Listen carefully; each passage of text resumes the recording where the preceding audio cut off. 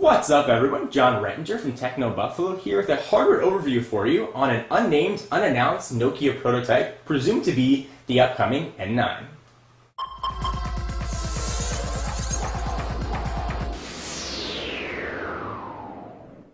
What's up everyone, John Rettinger from Techno Buffalo here with a hardware overview for you on an unnamed, unannounced Nokia prototype presumed to be the upcoming N9.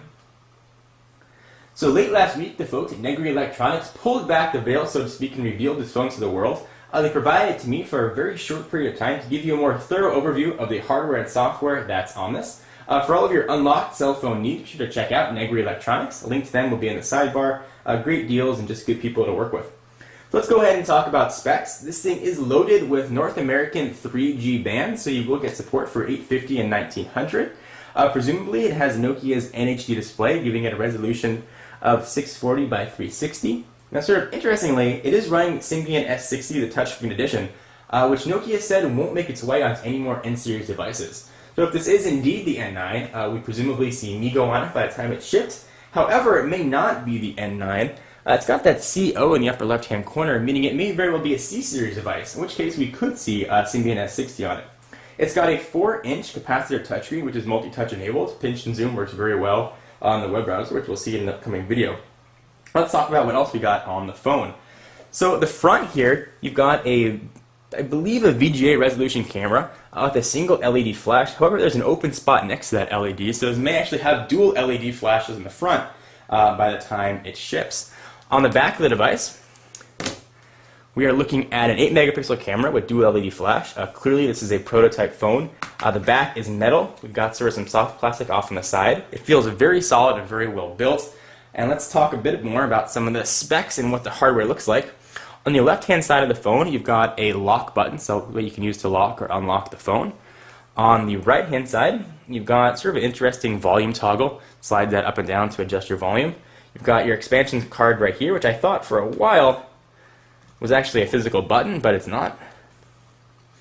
And you've got a dedicated camera button right there. Just a microphone and lanyard port on the bottom. Speaker on the front, that's not a button. On the top, a 3.5mm headset jack. You've got a power and another lock button. And underneath this guy, we've got your micro USB port and HDMI out. Something kind of neat I'm trying to see with a lot more phones. This is a slider, this sort of unique slider mechanism, so let me show that to you. Phone slides right out. It sort of feels very solid when it does it as well. And you get sort of that ergonomic raise, something we saw on the Tilt a while ago. And the keyboard is actually very easy to use. The keys are raised with a lot of tactile feedback. Clearly this is not a North American keyboard. There's some letters on there which I've never seen before. Presumably they are Finnish.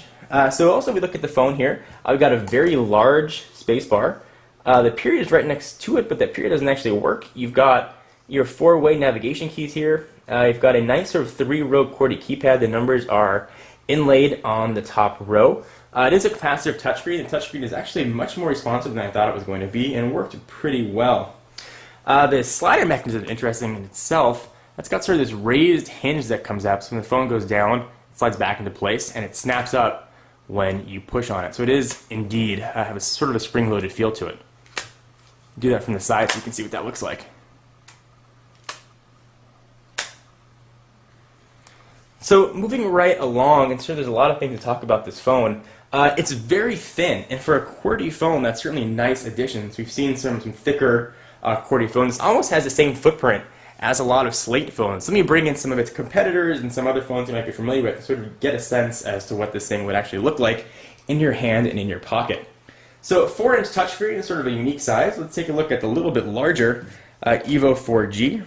Even stacked on top of each other, there's not that much of a difference. And from a thickness standpoint, there's not much there as well. So next, we've got the iPhone 4. And stacked on top of each other, they look very close size-wise. There's really not that much difference. And thickness standpoint, this is where you really start to appreciate how thin this is for having a full QWERTY keyboard. And sort of the last device I'll bring in, the iPhone 3GS, for the outgoing model, similar to what the 4 looks like, which almost looks downright fat compared to this N9 prototype, or presumed N9 prototype. So in an upcoming video, we're going to talk a bit more about the software that's on here. It is loaded, as I mentioned, to the Symbian S60 Touchscreen Edition. We do have multi-touch and is a capacitive touchscreen, and seems to work relatively well, actually. The touchscreen is very well calibrated. Makes me think that perhaps we will see S60 shipping on this, but again, a lot can change by the time this is shipped and announced. So anyway, guys, I am John Rettinger from Techno Buffalo. For all your tech news, be sure to check out the website,